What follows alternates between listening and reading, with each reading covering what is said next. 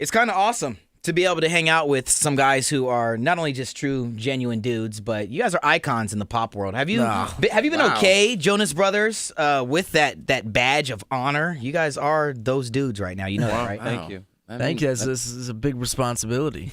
we're just three dudes just hanging out, having fun, man.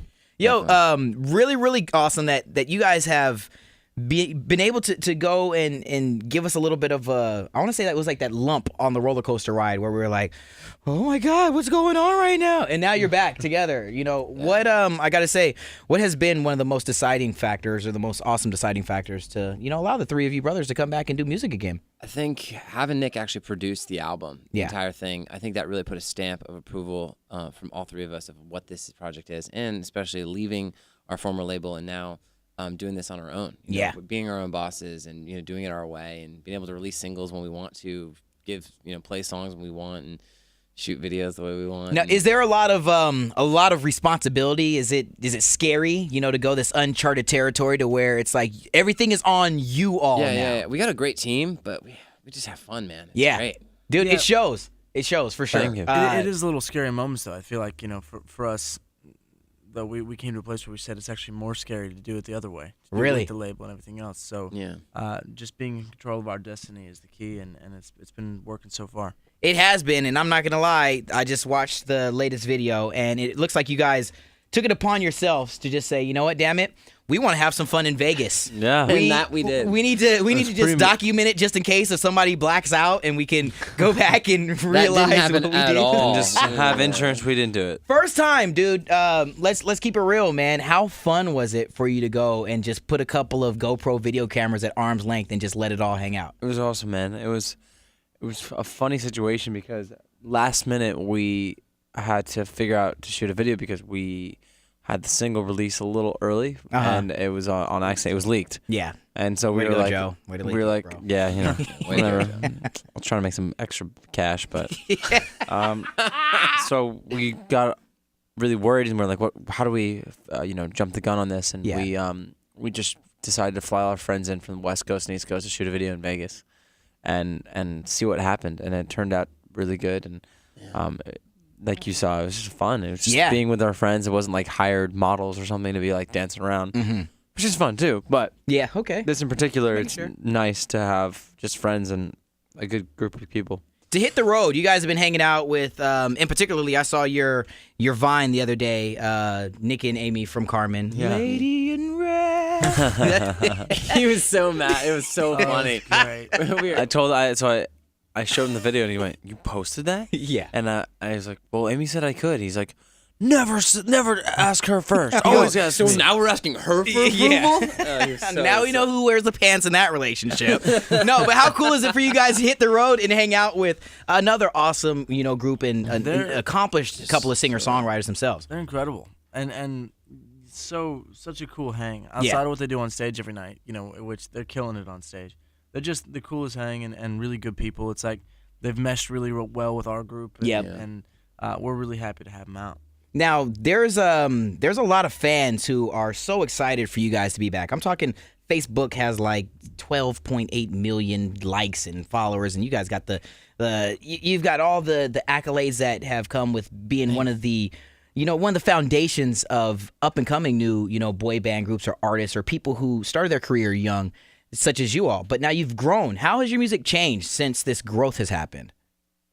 The music's changed a lot. I think in that couple of years that we took off, we made it a point to sort of go and find music that we all loved as individuals and bring it back to the group and see how it could adjust the sound or change it for us in our minds somehow. And when we came back, we each were coming from a totally different place, so it took us a second to find a rhythm. Okay. But we found a really nice blend of all the different sounds, and it's been a fun ride. So not all the time is it just like riding a bike where you could just come back and just be like, hey, here comes another hit record, just like that. It took us a long time. For us, we got in the studio. We started writing some stuff. It didn't feel quite right yet. We took another break. Yeah. And then we got back in, and that's when things started to click. And songs like First Time, Pom Poms, other songs like What Do I Mean to You, other things like that just started to flow. And I think we had to live some more life. We just gotta, we had to do it.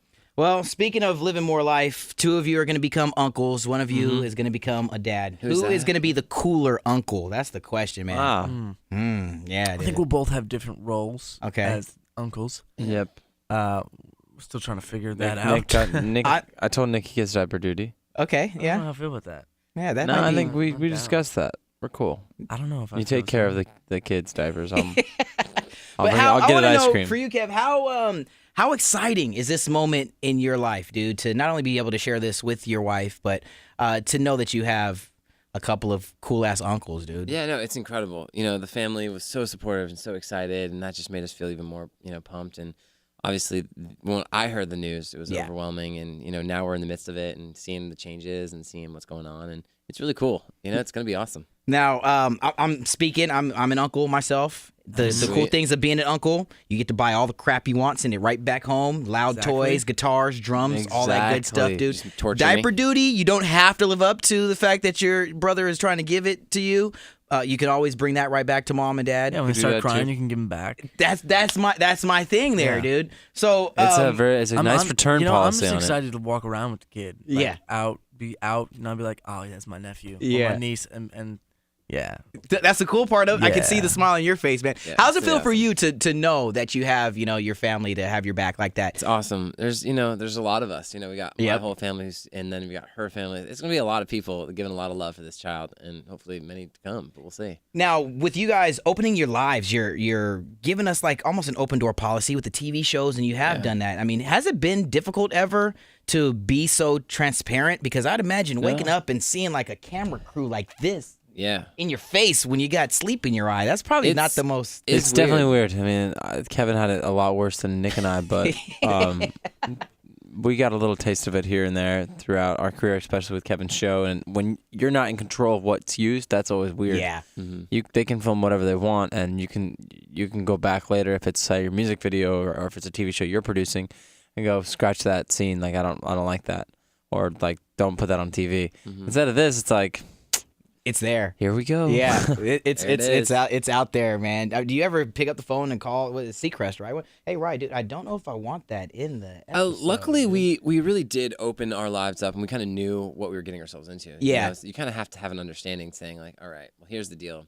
There's going to be things that are going to be more real, maybe than you want to share, or whatever. And it's cool. I think, to be honest with you, it opened up a lot of people's eyes to a different side of us and where we come from. And I think it also was a cool interpretation for people to see as we were writing these songs and getting ready to come back and do this. Yeah, that's what I was going to ask. How are we going to see the growth of you guys in upcoming episodes? Are we going to be able to kind of see a little bit of a Jonas Brothers documentary, so to say, with the progress? Well, we filmed some stuff in the South American tour that's still kind of airing here and there that showcases some of the new ventures and the studio time that we were in and Nick producing this record. But we're kind of trying to now focus everything in on the music again. And just we might see people might see we're filming a lot of stuff on the tour, so you might see, like you said, a short little documentary here or there, but nothing in the works yet.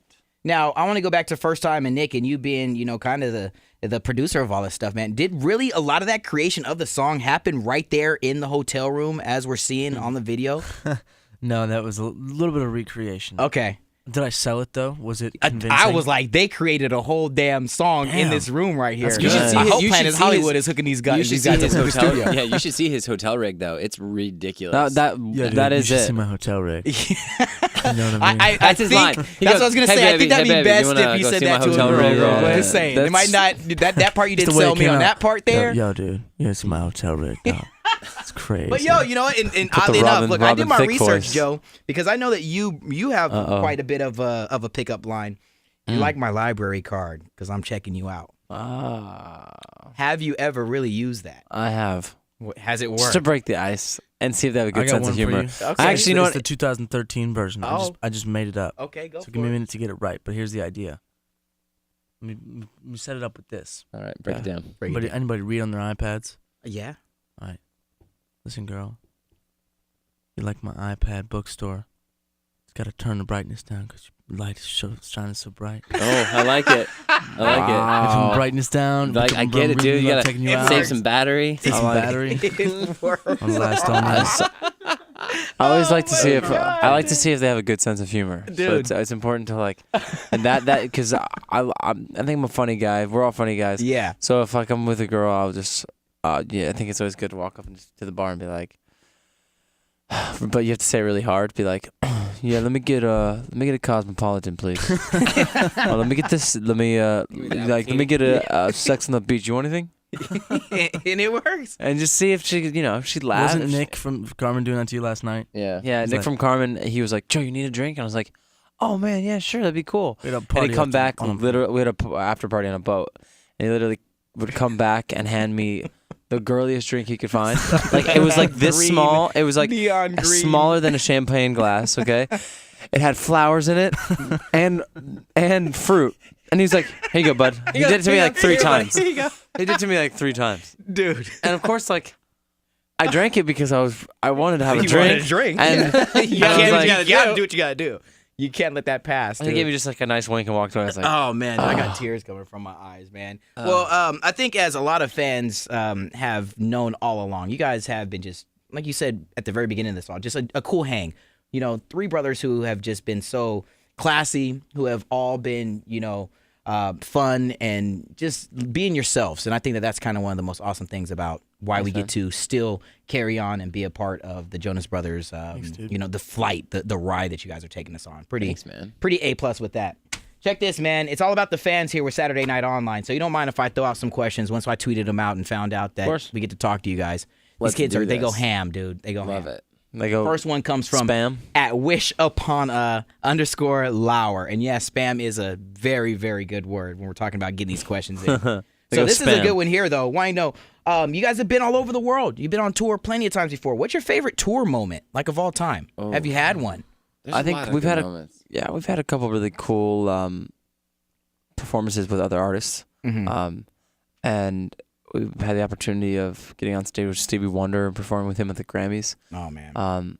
Through tour, we have performed at the White House. That was cool. Yeah. But actually on our own tour, I would say the opening and closing nights of any tour we've had are really special. And this time around, we opened our tour in Chicago, and it was just an awesome crowd. Epic. Sweet, dude. From at DemiMeatJustin off of Twitter, wanting to know, what was it like to take a long break from music? Did you guys just relax, chill, No, vacation? we were equally as busy just doing individual things. Yeah. Each one of us did take some time to kind of, build our own lives at home, and, kind of make some new friends and kind of do our own thing, which has been great. But, Nick was on Broadway. He did a movie.